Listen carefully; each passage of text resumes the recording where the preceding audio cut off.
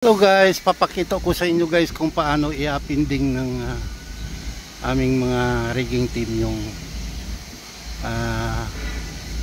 first jacket na yan. Yan, nasa 60 degrees na yata yan. Yan guys. Matagal pa ito, after lunch pa ito matapos.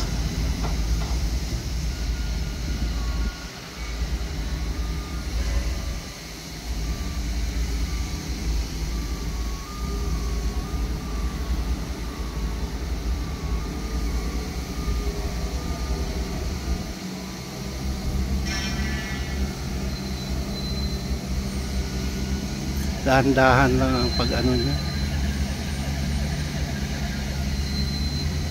ang pag-appending guys. Ayan guys, so nandito na kami, dito ako sa Malate.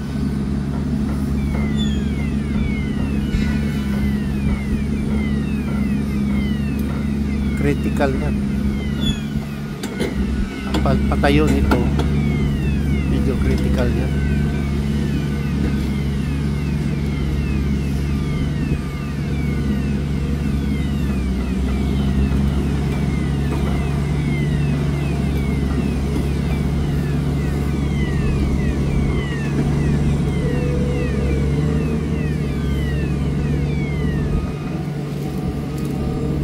Adjust yung mga crane, dalawang crane na lang natira kasi yung isang crane dito yan sa puwit, abang dito yan sa ano, dito banda sa may puwit. Ayan, ayan, isasabit dyan. Ayan.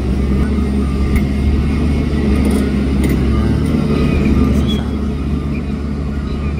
Dalawang crane yan kabilaan, sasaluhin yung nasa pinakalikod.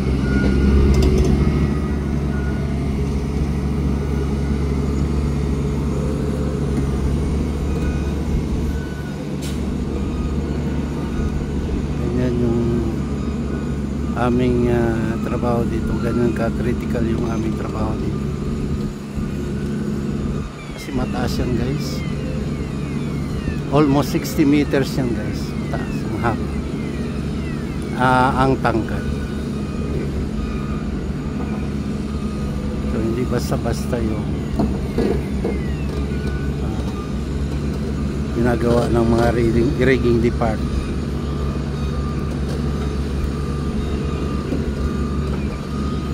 So itong ano guys, itong receiving end, yung uupuan yan, yun ang sinusolve namin. Kailangan pagtayo niyan sakto dyan sa lumalapit kung saan siya tatayo.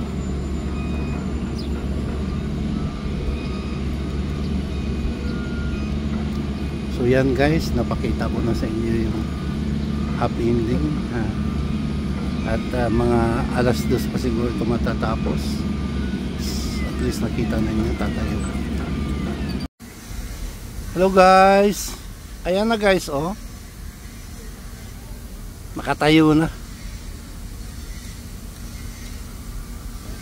kahapon na ano ito yung mga alas 4 na naitayo.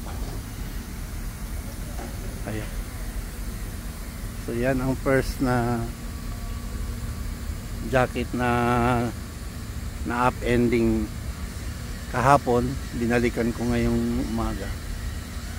At ayan na, successfully up-ended ang unang jacket.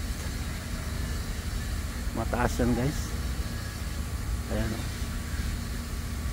60 meters. Oh, mas mataas pa, siguro mga 65 meters na yan kasi mayroon pang ano grillage oh. Ayan.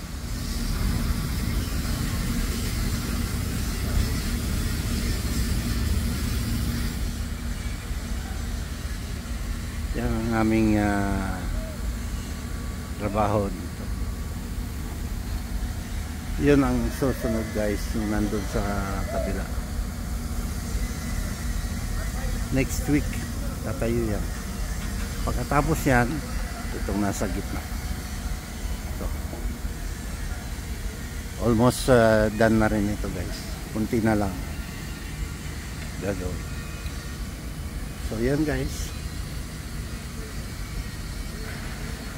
Yan.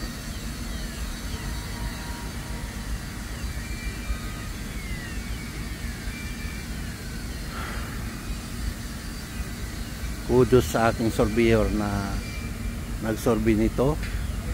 Flawless ang pagtayo, walang sabit,